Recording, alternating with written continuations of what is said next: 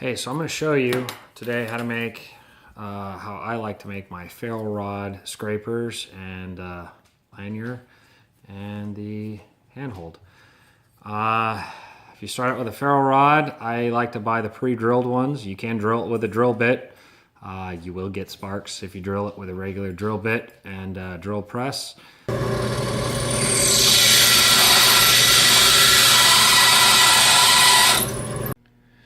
So to make the scraper, take this old, you see it's an old crappy hacksaw blade. I'm just going to cut it right here. So it's about roughly 3 inches or so.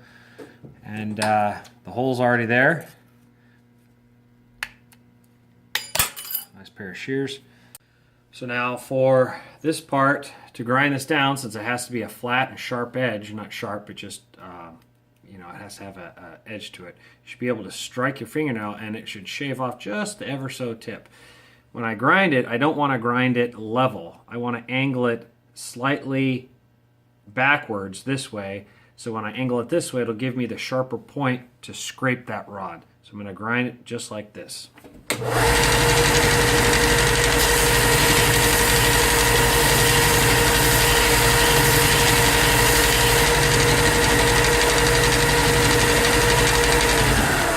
Give it a little test on your fingernail. If you can see a little white thing, shave off your fingernail, or you can, I don't know if you can see, your fingernail shavings will be on the blade. That's how you know you did a good job.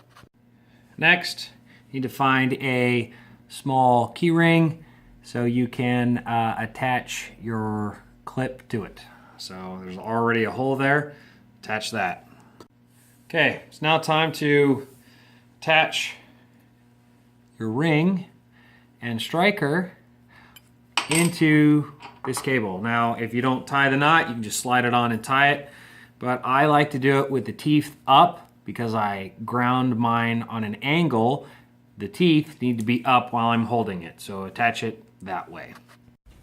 Okay, now for this next part, I use one of these little S carabiners, and you need to go through the hole of the striker, so your key ring hole, and then go through the loophole.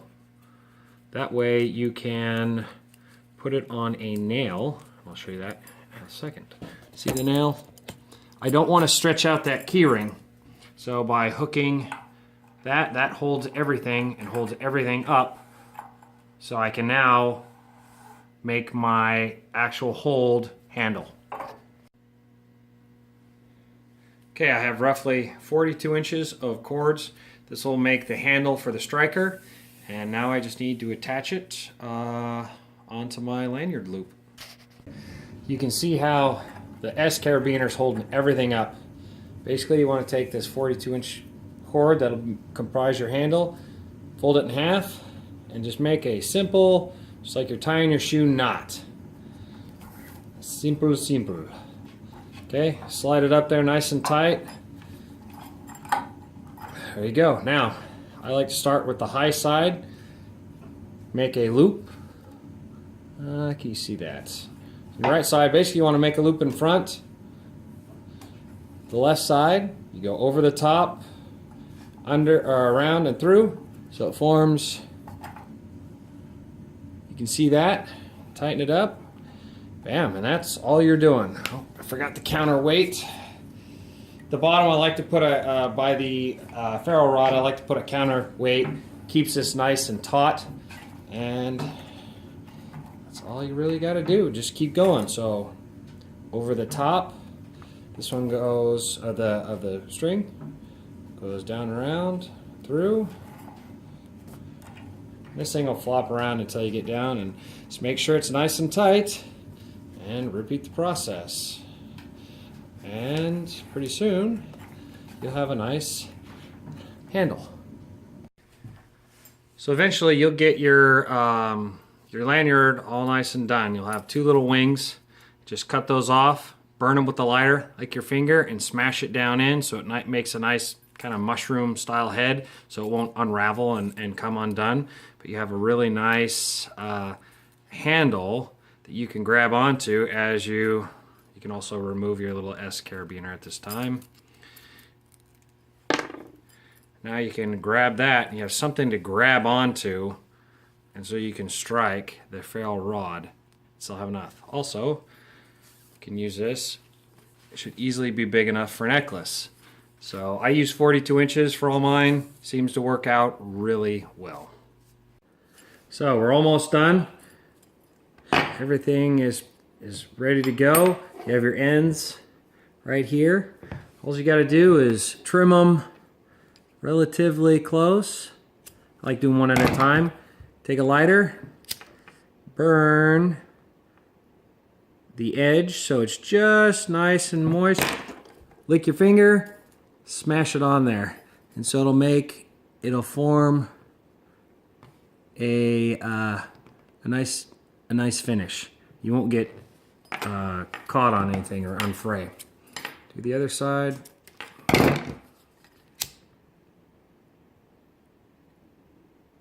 Lick your finger and swipe. And it doesn't hurt your finger, but it turns out making a really nice end. And that's it, and you're done. And you have a really nice Alaskan fire starter. Now remember, with your teeth up, you can easily scrape. Okay, after taking a few strikes of this thing, probably the dining room table is the wrong place to do this. So back in the shop, I just got some blue shop towel. We're going to see how well this lights up. You do have to scrape off the black oxidizing finish in this. And remember, your teeth are up, and hold the scraper down. We'll see if we can light this.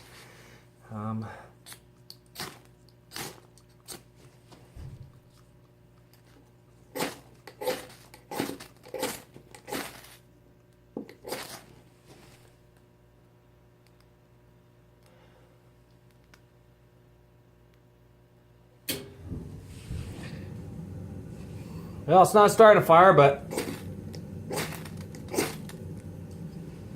Oh, there we go. We have fire. So...